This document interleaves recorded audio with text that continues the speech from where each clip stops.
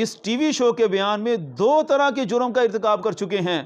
ایک تو قرآن کی مانوی تحریف کر دی ہے، آپ نے اپنی تقریر میں کفر کا ارتکاب کر دیا ہے، اور منافق بھی اعتقادی، وہ تو آپ نے خود ہی ثابت کر دیا، اور یہ اس سے بھی اگلا درجہ ہے۔ بسم اللہ الرحمن الرحیم، صلی اللہ علی حبیبہ محمد وآلہ وسلم۔ ناظرین کرام، مناظرہ لودھراں کے حوالہ سے آپ سب کو مکمل معلومات مل چکی کہ ہم وہاں پر پہنچے اور بڑی تلاش کی، بڑی جستجو کی، کمادوں میں ٹیمیں روانہ کی، ہر طرح کا مارا کہ کسی طرح سے یہ حضرات مل سکیں، لیکن یہ حضرات دریافت نہیں ہوئے۔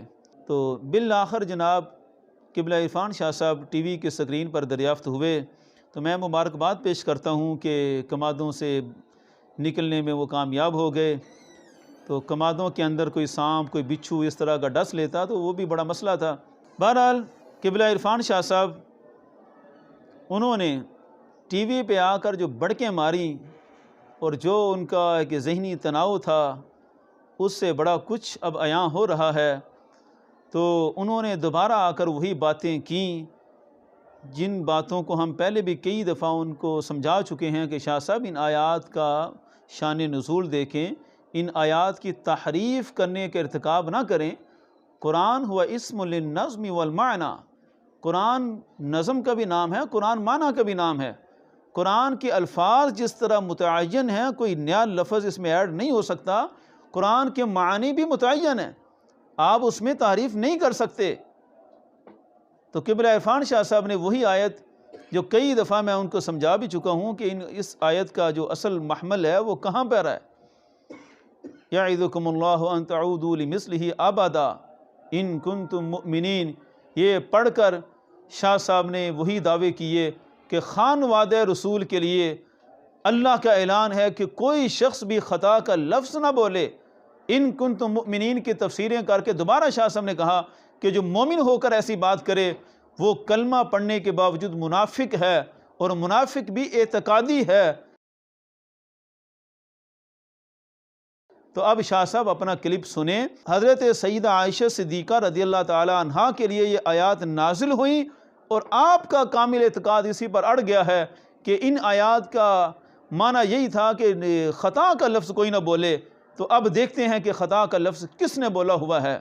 اور اس خطا پر حضرت عائشہ صدیقہ روتی تھی، اور اس خطا پر حضرت عائشہ صدیقہ روتی تھی کاش میں اس سے پہلے مر جاتی، اور میں کبھی ان سے اگرچہ ان کے اپنے خیال میں وہ بھی غلط مطالبہ نہ تھا، مگر فرماتی پھر بھی میں خطا پر تھی کہ علی علی ہے، جب وہ امیر المومنین ہے تو میرے لیے لازم۔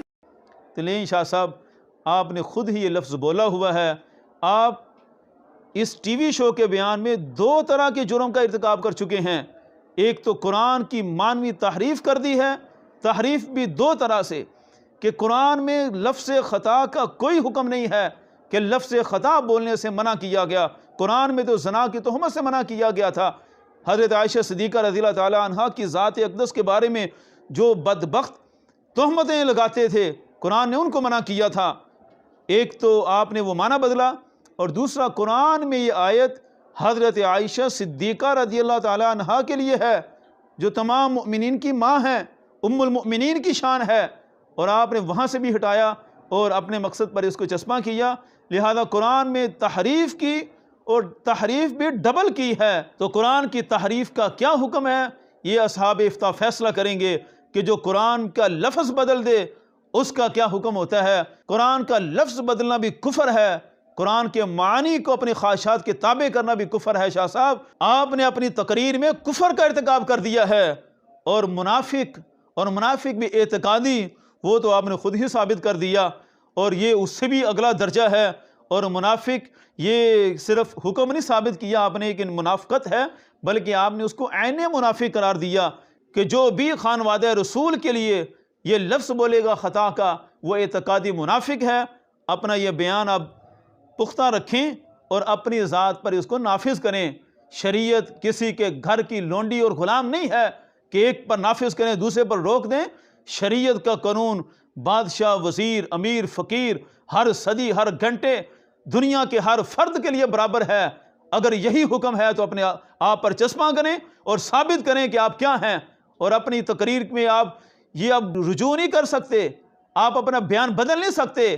میں نے جب سے یہ کلپس دیے ہیں کہ شاہ صاحب آپ نے یہ ارتکاب کیا، گزشتہ 6 مہینوں سے آپ دلائل دیتے آ رہے ہیں، اور میرے پاس وہ سارا ریکارڈ موجود ہے، اور میں انشاءاللہ وہ اپنے موقع پر پیش کروں گا کہ آپ نے دلائل دیے کہ سید عائشہ صدیقہ رضی اللہ تعالیٰ عنہ کو کہا جائے گا، اور ان کو کہنا بنتا ہے، تو ان کی ذات میں کہتے ہیں، اور پھر کہتے ہیں قرآن میں منع بھی کیا۔ شاہ صاحب ذرا ٹھنڈے دماغ سے، ہوش و حواس سے، آپ بہت زیادہ ہائپر ہو جاتے ہیں، اتنے جذبات میں مسائل سمجھ نہیں لگتے۔ انشاءاللہ امید ہے کہ ٹھنڈے ہو کر سوچیں گے تو مسائل سمجھ لگ جائیں گے۔ اللہ تعالیٰ آپ کو سمجھنے کی توفیق عطا فرمائے۔